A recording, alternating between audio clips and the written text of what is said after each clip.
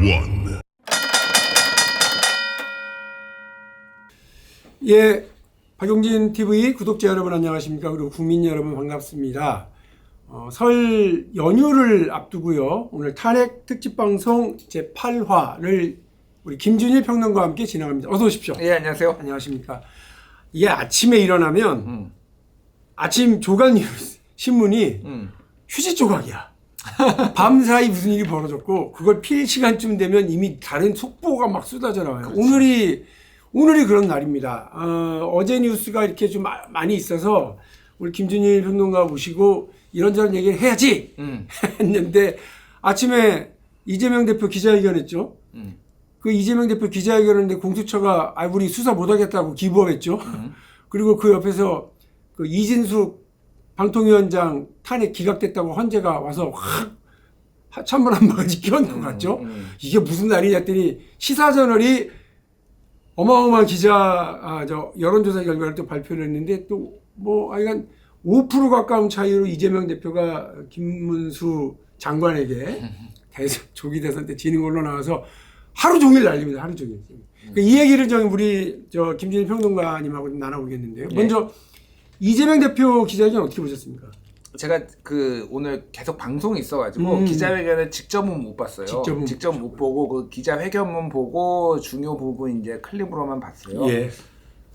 일단은 지금 그러니까 대선이라는 거는 우리가 먼저 생각을 해야 될 거는 시대 정신이라는 게 굉장히 중요하잖아요. 시대 정신 중요하죠. 예. 저도 후보로 출마해봐서 압니다. 시대 정신이 뭔지를 캐치를 하고 예, 맞죠. 또 거기에 맞는 사람이 또 부각이 되기도 하고 아니면은 그 사람이 거기에 맞춰서 뭔가를 정책을 내놓고 변화를 해야 될 필요성이 있는 거잖아요. 네. 저는 이번 대선의 시대 정신은 경제와 통합이라고 생각을 해요. 네. 예. 근데 저 같은 수준의 아주 평범한 사람도 생각하는 거를 우리 똑똑한 민주당에 계신 전략가들이 모를까요, 그거를?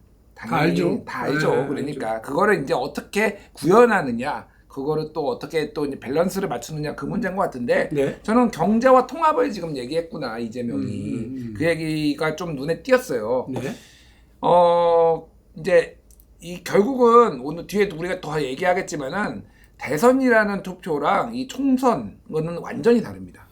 총선은요 회고적 투표예요. 대표적인 회고적 투표. 그러니까 심판론이 제일 잘 먹히는 거예요. 그래서 지금 이 정권이 잘하고 있나 못하고 있나. 그래서 이 정권이 앞으로 더 잘할 것인가, 여기에 힘을 실어줘야 될 것인가 말 것인가를 판단하는 게 회고적 투표고, 총선이라면은 대선은 전망적 투표라고 보통 얘기를 합니다.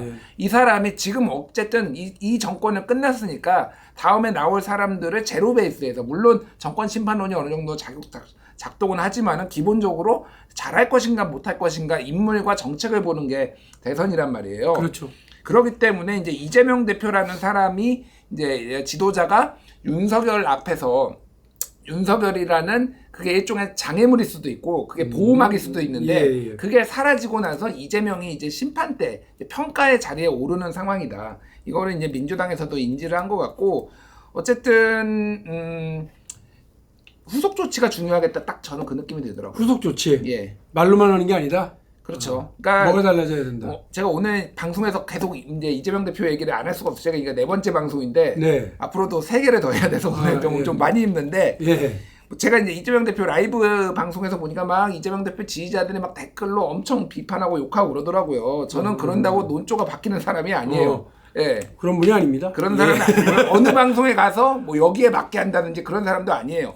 똑같이 비슷하게 얘기를 하는 게 뭐냐면은 이재명 대표는 가장 큰 단점 중에 하나, 단점이 여러 개가 있는데 하나가 말을 너무 자주 바꿔요. 말을 많이 바꾼다. 자, 보십시오. 지난 대선 때 원래 기본소득 얘기했잖아요. 근데 대선 때 기본소득이 없어졌어요. 그 저하고 논쟁하다가 대선 때 기본소득이 없어졌어요. 그러다가 이번에 한 반년 전에요. 한 8개월 전에 기본사회를 갑자기 꺼내듭니다. 그리고 거기에 이제 기본금융, 기본주택, 기본소득 이게 다 하위 개념으로 들어갔잖아요. 그래서 지금 그거 꺼낸 지 얼마 됐다고 지금 다시 성장을 얘기를 하죠. 저는 할 수 있다고 봐요. 할 수 있는데 이거에 대해서 얼마나 그러면은 왜 이게 바뀌는지에 대해서 설명이 필요한 거잖아요. 근데 이게 오늘 뭐 동아일보도 보도도 나왔는데 너무 그냥 아무런 그게 없어요. 그러니까 이게 이런 식으로 하면 안 된다. 그리고 제가 그때 당시에 기본사회에 이 당 강령 받기 때 제가 민주당에 강력하게 비판을 했습니다. 네. 당 강령이 장난이냐. 무슨 얘기냐면은 당 강령에다가 기본사회를 넣겠다라는 거예요. 네. 기본사회 그러면 이재명이 대선 나오는데 대선 끝나면은 그럼 기본사회 이거 뺄 건가? 이재명 개인당이야 이게? 당 강령의 장래, 당 강령은 헌법 같은 거잖아요. 당의 네. 어떤 기본 방향성이잖아요. 헌법보다 사실은 상위 개념이에요. 뭐 어찌됐든 그런 건데 한 명을 위해서 못돼 민주당에서는 아니라고 뭐 얘기를 하지만은 기본 사회라는 개념 자체가 확립된 개념이 아니에요. 솔직히 이거는 그렇죠. 아주 학문적으로 추상적이기도 하고. 구글 스콜라에 검색해 보십시오. 기본 사회로 논문이 몇 개 나오나? 아예 안 나와요, 논문이. 그런 정도로 이거를 만들어낸 개념인데 그거를 당 강령에다 넣겠다? 이거 정책도 아니고. 그러니까 이런 식으로 정당이 이런 식으로 움직이니까 이게 사람들이 믿겠냐고. 지금 이제 성장으로 갑자기 돌아서겠다라고 하면은 물론 저는 필요하다고 봐요, 그게. 근데 이거에 대해서 충분한 설득이 없으면은 믿을 수 없다라고. 기본사회를 당 강령으로 넣어놓고 그리고 그 방향으로 가는 듯 하다가 그러니까 다시 말해서 이건 어떻게 보면 성장보다는 분배 쪽에 어떤 스탠스를 좀 둔 건데 기본사회를 이번에 좀 정책적으로 또 뺀다. 이렇게 얘기를 하고 오늘 또 성장을 얘기를 했고 그런 측면에서 말이 많이 바뀐다. 그래서 사실은 후속 조치를 또 봐야 된다. 이런 의미시다는 거예요. 예. 이게 지금 어떻게 보면 저는 좀 다르게 봤어요. 그러니까 오늘 내가 뭐 이렇게 할게요, 저렇게 할게요라고 하는 뭐 경제, 통합 뭐 이런 쪽이라기보다는 좀 불안의 시대잖아요. 국민들이 국민 불안의 시대에 국민 안심의 어떤 그 이야기들을 좀 하고 그런 정치를 좀 이야기하는 걸로 생각했는데 너무 정책적으로 이 얘기저기가 좀 많았다라고 하는 그런 좀 아쉬움이 있어요. 그 중에 하나 이제 좀 눈에 띌 만한 이야기가 국민들이 통합을 좀 얘기하자고 그러니까 정치 보복하지 않겠다. 개주를 뽑아도 뭐 이렇게 서로 뭐 갈리고 무슨 뭐 모임의 회장을 뽑아도 이렇게 서로 갈리는데 끝나고 나면 자기를 지지하지 않는 사람들까지 다 이렇게 끌어안고 모으려고 하는 거 아니냐. 근데 정치 보복이 웬 말이냐. 난 그렇게 하지 않겠다. 이런 얘기를 또 했어요. 정치 보복 안 하겠다라고 한 게 이재명 대표가 이번이 처음이 아니에요. 아, 그런가요? 지난번에도 한번 정치 보복하지 않겠다. 예. 이런 표현이 있었어요. 네. 근데 그런 얘기를 했음에도 불구하고 사람들의 불안감. 그러니까 말씀하신 게 제가 얘기했던 거하고 별로 큰 차이가 안 나요. 그러니까 통합이라는 거는 뭐냐면은 이 불안감의 반대말이에요. 그러니까 지금 윤석열이 너무 싫었잖아요. 저도 진짜 싫어해요. 욕이 나올 뻔했어. 조울까지 나올 뻔했어. 진짜 싫어하는데 미친놈이라고 얘기했잖아요. 예, 저는 뭐 별 얘기까지 다 했는데 윤석열이 싫은 이유 중에 많은 사람들이 하나가 윤석열이 심지어 그쪽에 스탠스하고 비슷한 사람인데도 불구하고 저렇게 거칠게 해야 돼? 이런 식으로 야당하고 이런 걸 다 싸워야 돼? 이런 그렇죠. 거가 싫은 사람이 그렇죠. 많았다라는 거잖아요. 맞아요. 근데 이재명 대표가 정치 보복을 안 한다라는 거를 사람들이 믿지 않는다라는 것도 있지만은 이재명 대표가 집권을 했을 때 그러면 나라가 시끄럽지 않을 것인가에 대해서 뭔가 구체적인 거를 물론 이제 오늘이 아직 대선 날도 대선에 앞두고 있는 거 당장 앞두고 있는 것도 아니고 아직 시간이 있지만은 제가 그래서 후속 조치가 필요하다고 보는 거예요. 그냥 말로 정치 보고 안 한다라고 해서 사람들이 안 하겠네, 이재명이 이제 좀 괜찮겠네라고 하는 게 아니라는 거예요. 그러니까 그 부분은 이제 지켜봐야 되고 꼭 정치 보복 얘기뿐만이 아니라 나라가 어떻게 시끄럽지 않게 가고 어떻게 이거를 통합을 할지에 대한 비전이 아주 구체적으로 이게 그러니까 뭐 예를 들면 그런 거예요. 저는 꼭 뭐 무슨 방법론은 꼭 옳다라고 얘기하는 거 아닌데 자 개헌이라는 거에 대해서 그러면 어떻게 하고 이런 통합을 할지에 대해서 우리가 같이 얘기를 해봅시다. 지금 물론 이 내란이 종식되지 않은 상황에서 개헌을 얘기하는 것에 대해서 부담감이 있을 수도 있어요. 네. 그런데 그렇다고 안 하는 것도 이게 항상 보면 기득권자들이 개헌을 안 하겠다라고 하고 불리한 쪽에서 하는 거거든요. 이 모양 자체가 오히려 굉장히 뭐라고 해요? 기득권으로 보이는 거예요. 그러니까 뭐가 됐든 그래서 어떤 식으로 하겠다. 내가 이런 거는 포기하겠다. 어떤 거는 내려놓을 수 있다. 이런 것들에 대한 구체적인 내용이 없으면은 말로 그칠 거예요. 그냥 사람들도 정치를 보고 안 한다고 또 얘기했네. 이렇게 그냥 끝날 것 같아요. 네, 그 이재명 대표 신년 기자회견, 뭐 회복과 성장 이런 좀 뭐 키워드였고요. 기업 성장 발전이 곧 국가 경제 발전이다. 다 맞는 말이죠. 미래 투자로 신성장 능력을 창출하겠다. 뭐 늘 정치권에서 하는 말이기도 해요. 신흥 시장을 개척하겠다. 적극적 세일즈 외교로 대한민국 경제 영토를 확장하겠다. 아주 좋은 말입니다. 자본시장 선진화로 K-디스카운트를 해소하고 주식시장 투명하고 신뢰 가능한 선인 시스템을 구축하도록 하겠다. 혁신적인 기업에 국민이 믿고 투자하는 사회, 부동산보다 자본시장에 투자 매력이 더 큰 사회로 체질을 개선해 나가겠다. 이런 등등의 이야기를 쭉 진행을 하고 탈이념, 탈진영, 실용주의를 이제 강조를 했어요. 여기는 뭐라고 써 있느냐면 이념과 진영이 반맥해지냐.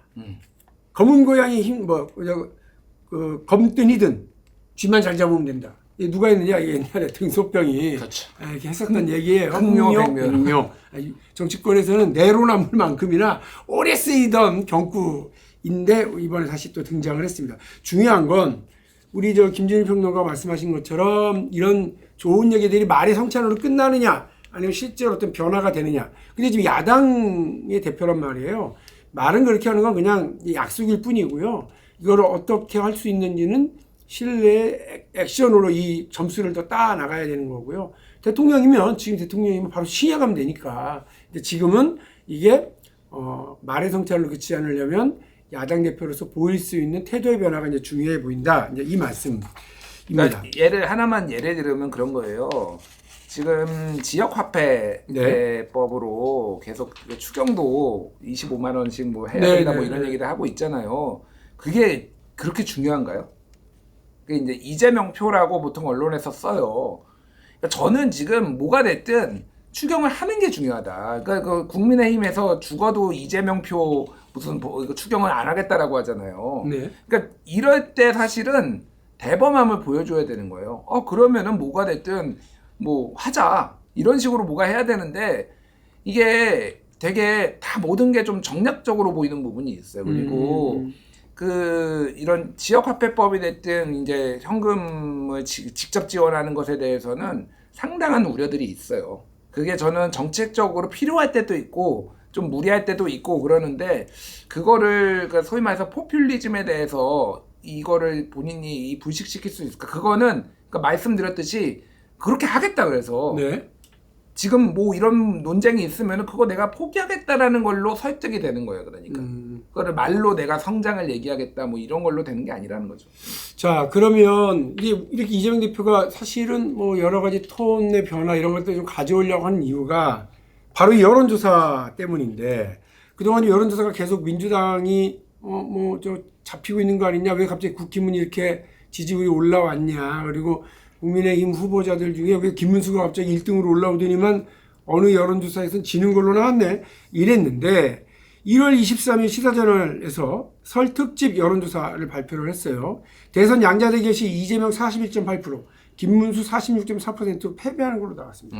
그러니까 이제 이 태도 변화를 이야기하고 있었던 바로 그 순간에도 그 신년 기자회견을 하고 있는 중에도 왜 여론조사 등에 이게 안 좋게 나오니까 태도 변화를 좀 보여주려고 그랬더니 그 와중에 또 이제 이런 안 좋은 여론조사 덮쳐서 이런 기자들의 질문과 언론의 질문과 의문이 계속 이제 될 것 같은데 이거 언제까지 이렇게 갈 것 같아요? 김문수 별의 순간 오나? 언제까지 갈 것 같아요? 일단 이 조사를 제가 사흘 전에 들었어요. 사흘 전에 시사저널에서 김문수가 이재명 이긴 조사 곧 나온다라는 얘기를 사흘 전에 들었기 때문에 민주당도 아마 그 조사를 디테일까지 몰라도 알았을 거예요. 그러니까 저 같은 사람이 아는데 그러니까 민주당의 훌륭하신 분들이 몰랐겠습니까? 민주당 사람들보다 훌륭하실 수 있어요. 예. 그런데 요거는 우리가 조금 이제 주의 깊게 볼 필요는 있어요. 계속 이제 여론조사에 거품이라든지 아니면은 조금 유념해 볼 부분이 있는데 이게 일단은 ARS고 IDD 조사예요. 그렇죠.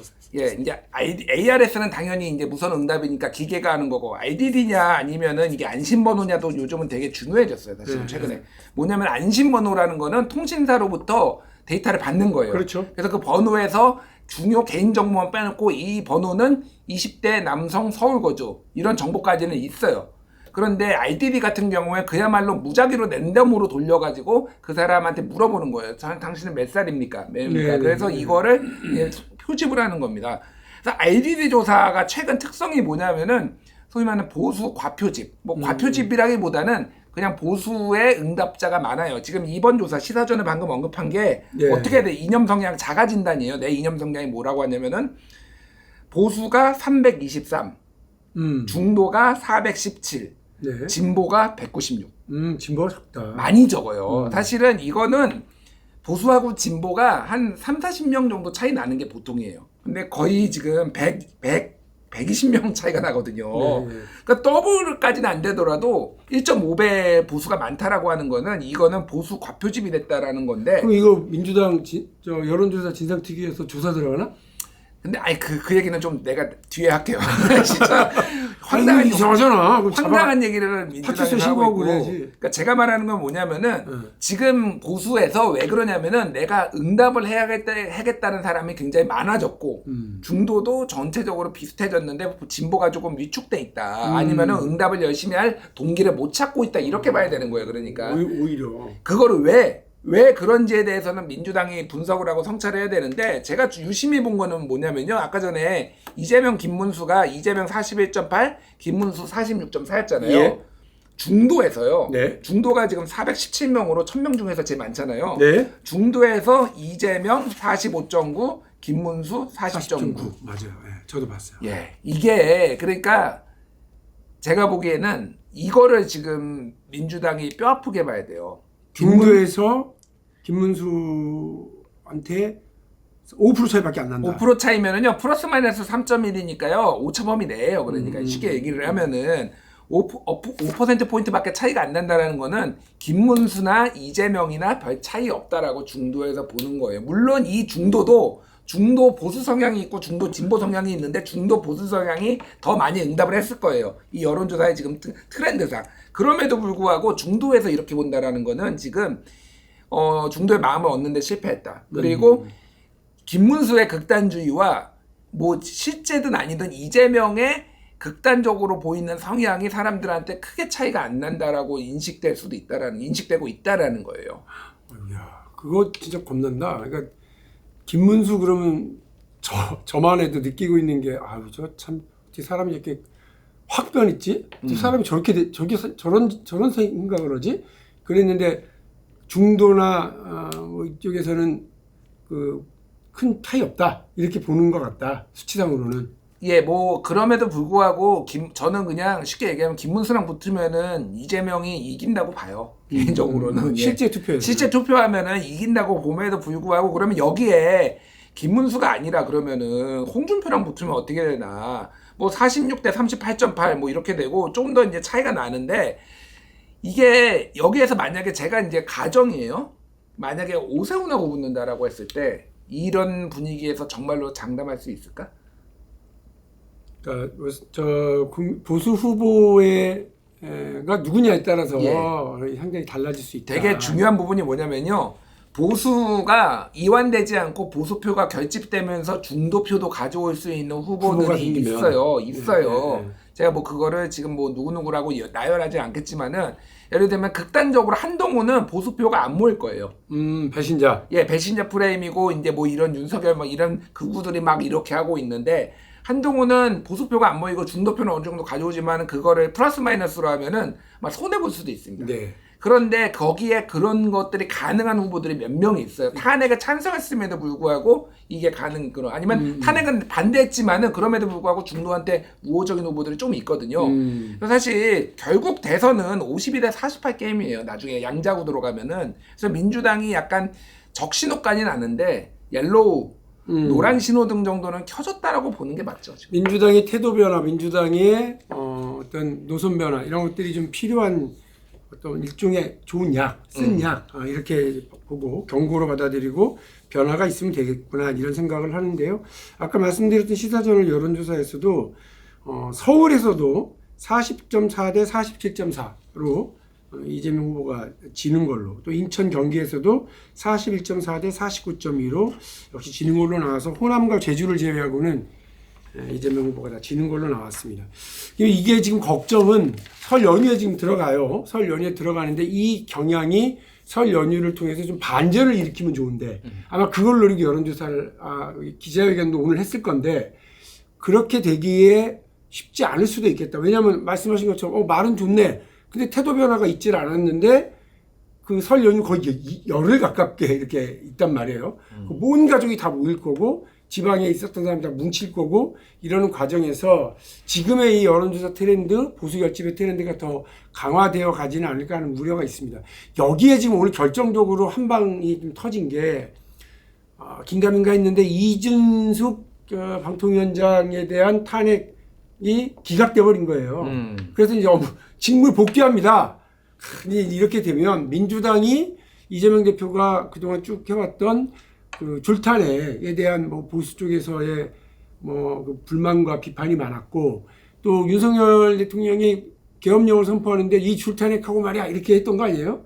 다 탄핵시켜서 일도 못하겠다 했는데 이게 지금 기각되기 시작하면 이 부분도 상당히 불리하게 작용되는 일 아닐까요? 그러니까 이 점화라고 보통 이 프라이밍이라는 이제 표현들을 쓰는데 점화 효과 이런 거거든요. 그러니까 이게 상기시키는 효과가 있는 거예요. 그래서 이제 보수 진영이나 뭐 이제 좀 중도 보수 쪽에서도 그러니까 그 나훈아가 얘기했던 거 그래 왼쪽 니들은 잘했냐 뭐 이런 거 있잖아요. 저는 그거가 동의하지 않지만은 왜 그런 얘기가 나왔는지에 대해서 그 줄탄핵에 대해서 상당한 거부감이 있었던 건 사실이거든요.